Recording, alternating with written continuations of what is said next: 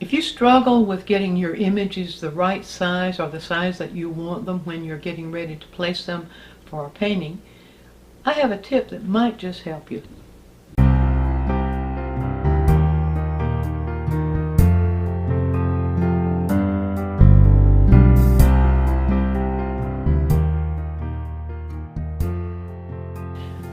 It's all about scaling. What we mean by scale in visual art is simply the size of things, and the size of things in relation to the things around them. So if you have an image, this is a very simple image. If you have an image like this, and if you see, especially if you're out in plein air, sometimes it's a little difficult to know where to make it, where to begin it on the canvas and where to end it. Well, it depends on what you want to do with the image. So if I have an image like this, but I want to do a real close-up study, say of maybe just the peak of the mountain and maybe the trees in front, then I have a way that we can make that fit into this format. The first line you make, the length of the first line you make will determine the size of the rest of the image. Now remember that there's your key. The length of the first line or mark you make will determine the size of the rest of the image. Let me show you how that works. So I could look at any point and I would check, probably I would start right here with this this section because it's short. So if I want to get really up into that mountain, and first of all I would decide, well, where to place that, where to place the tip of the mountain. And now I go back to my my composition spots. So I know that if I come from one corner to the other and find the center of my format, and then I come halfway in between there, I know that is a nice balancing spot to place an image. So that's one choice for placing. But what do I do about the scale? All right, if I want to get real close, then I will make that line. I'll follow that line and make it very long. If I really want to get up close, I could make it use only just half of the line. But let's just do it this way, and I kind of maybe end it about right there. Now, that line, if I look at the length of this line, and then I see that if I measure here, I see that it is 1, 2, it's about half, or a little bit more than half of the length of this.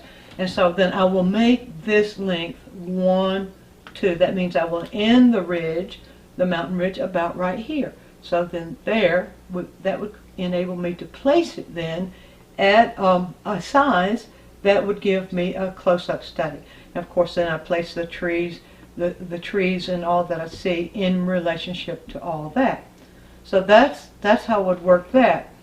Now suppose I wanted what we might call a wide-angle view. What if I wanted to paint the whole or the whole scenario, have kind of a more distant scene. I want to see the mountain more as a distant.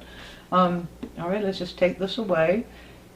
And this, by the way, is a whiteboard. Well, of course you can see.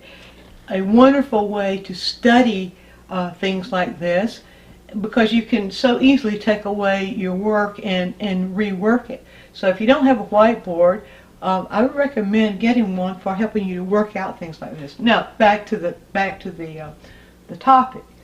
How would we make it wide angle, a very distant mountain, make it feel very distant?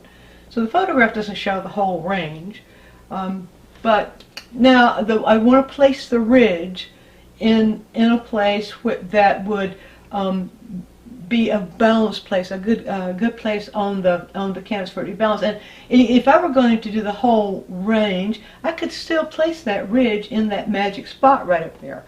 And if I wanted to be really far away, I might want to drop it down, but I might want to drop it down a bit. But let's suppose even if I wanted to do this to show it as a very distant mountain, that would then give me a whole lot of landscape in front. So let's just do it that way to begin with. Now this time I'm going to take this line and I'm going to only make it this long.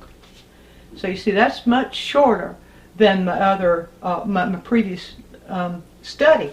Now, as I said before, I know that the length of this is 2.5 that. So the length that would go here be 1, 2. So I would place the mountain. I would draw the mountain range just that size. Now then, I look at the size or the length of this ridge as compared to that ridge, and then I could then extend this ridge on over like that, and then I don't have more to refer to, but if I were there I would. And then you can see then as I would place those trees and so on, I would have a lot more stuff, so I'd place them much smaller than I did before, and then I would have the landscape in front and so on. So you see, that gives me a very distant view.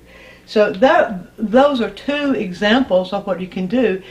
You can go at this, have it as close up as you want it, or you can get a really distant scene. All you have to do is to shorten that first mark if you want to put it way in the distance, or make the first mark much longer if you want it to be very close up to you. So if you found this helpful, why don't you take a look at our multiple video lessons on DianneMize.com. You might find something there that would take you a long way towards solving problems in your painting. There's your quick tip.